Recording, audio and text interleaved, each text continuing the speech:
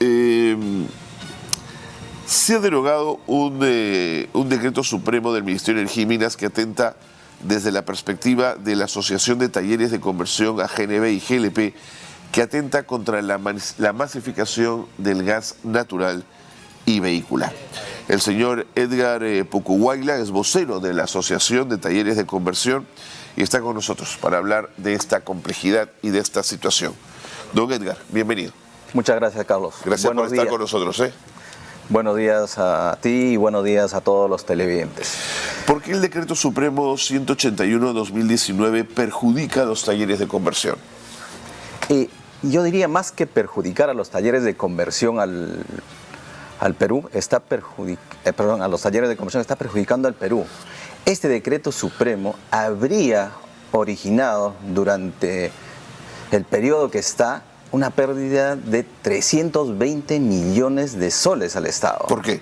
Porque ha dejado de recaudar. ¿En qué sentido?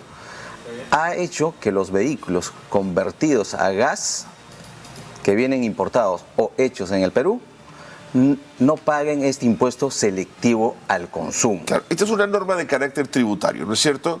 Correcto. Que quita el selectivo al consumo a vehículos que tienen, por ejemplo, GLP o GNB. Exacto, que tienen GLP o GNB.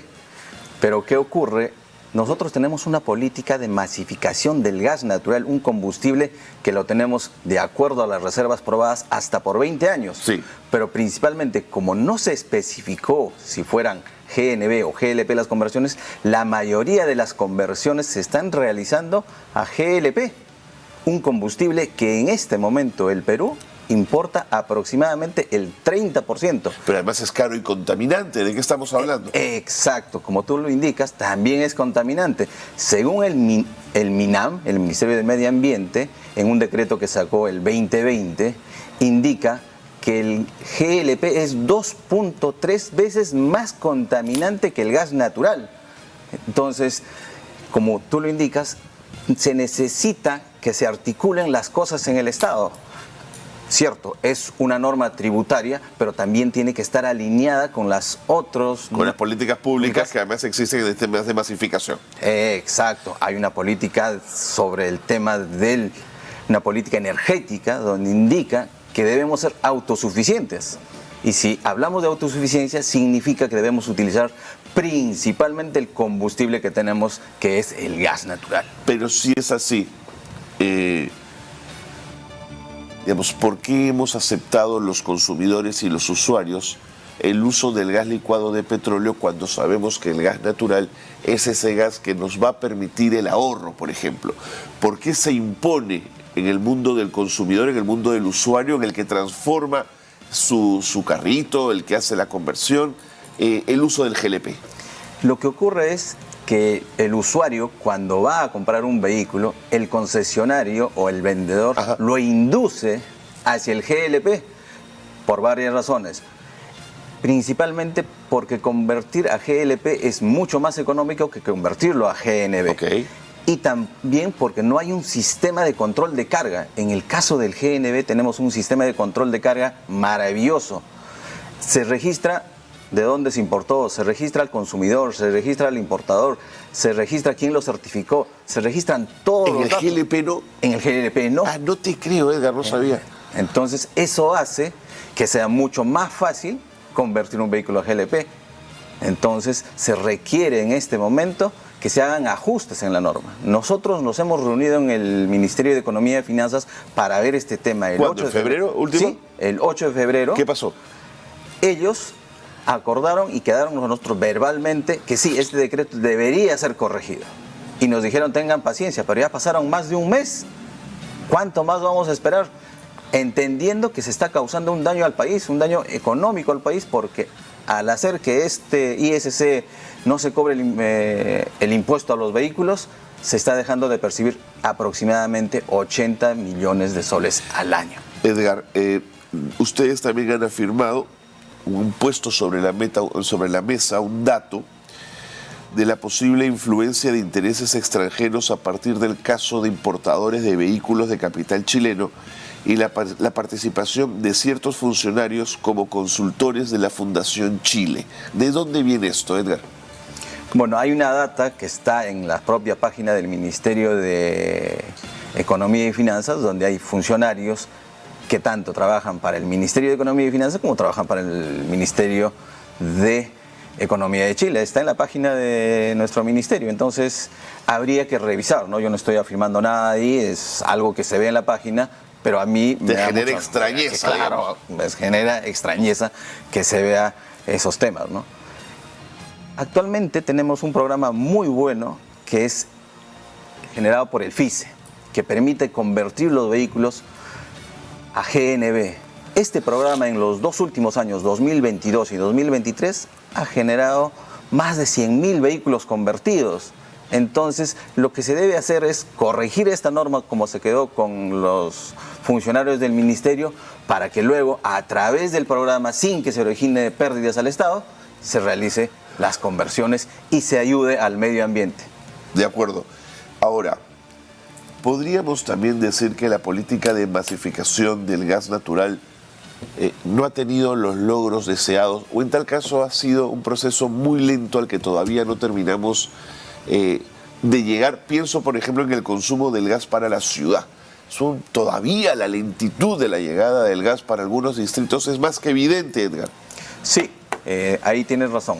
Ha faltado mayor impulso del Estado respecto a este tema. O sea, desde el 2006 se decretó de interés nacional el uso del gas. Así es. Pero mira, ya han pasado buena cantidad de años y hasta el momento no ha habido un impulso franco del Estado para que esto se pueda dar.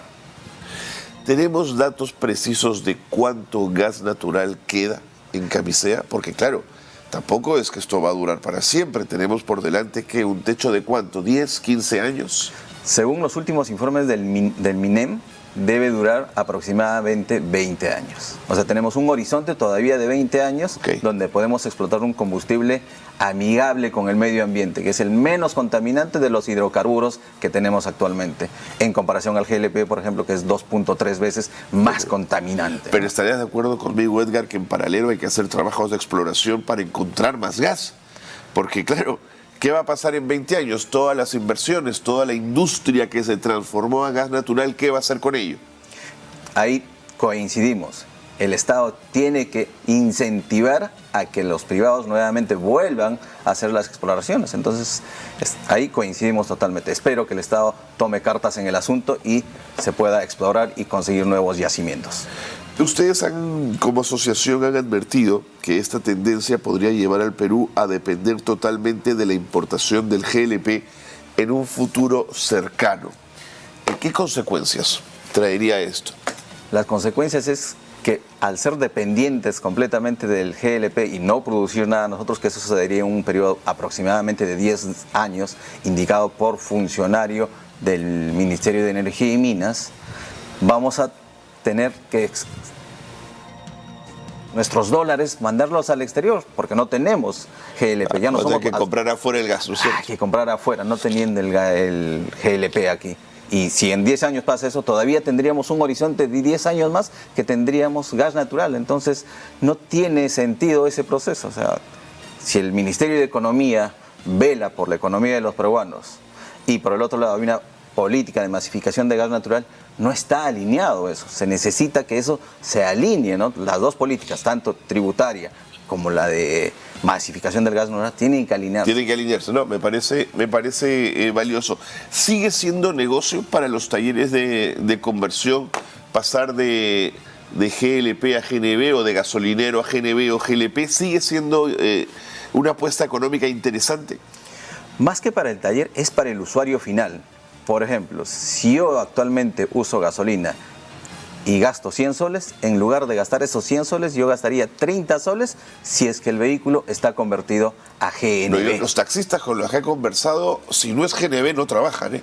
O sea, ahí está la ganancia, Edgar. Si no, no trabajan, así te lo dicen, ¿no? Correcto. Entonces, esa es la gran diferencia que tenemos de este combustible. Uno, hacemos un beneficio al medio ambiente. Dos, tenemos economía. Y más aún, el tercer punto, hacemos que el Perú deje de gastar en importar combustibles que son alternativos al gas natural. ¿Me dejas poner un tema más sobre la mesa de esa lista? el tema de la eficiencia y la seguridad, que de alguna manera ya lo has insinuado, ¿no es cierto? Hemos tenido experiencias latinoamericanas donde hemos visto explosiones de gas natural por la mala contención, el mal uso del recurso. En el Perú eso no lo hemos visto, se ha manejado siempre con mucha seguridad. Correcto, y eso se ha dado porque tenemos, como lo indicaba hace un rato, un sistema de control de carga muy eficiente. Muy eficiente, parece ser. Sí, como estamos todos registrados, desde el importador, los equipos, los talleres de conversión, se registran a los técnicos que van a hacer la conversión, todo está registrado, todo es trazable, todo se puede investigar si es que ocurriera un siniestro, pero cosa que no ha ocurrido en estos años. No ha ocurrido, es verdad, Ajá. es verdad. Edgar, le agradezco muchísimo que haya acudido a Nativa para poner un poco en alerta de este tema. Vamos a estar pendientes. Con ustedes se han comprometido a revisar la norma. Ya hace un mes, digamos, ya debieron por lo menos haberles enviado algún borrador. Eso no ha ocurrido. Eso no ha ocurrido y nosotros también hemos enviado una carta solicitando que esto se dé celeridad y a la cual no hemos tenido respuesta. Es por eso que ayer hemos salido a manifestarnos para que esto tenga la celeridad del caso, entendiendo que está causando un daño al país. Sin duda. Edgar, muchas gracias. Gracias a ti, Carlos. Gracias por estar con nosotros. Edgar Pucuhuayla Rojas, vocero de la Asociación de Talleres de Conversión, AGNB y GLP del Perú, ha estado con nosotros en el programa.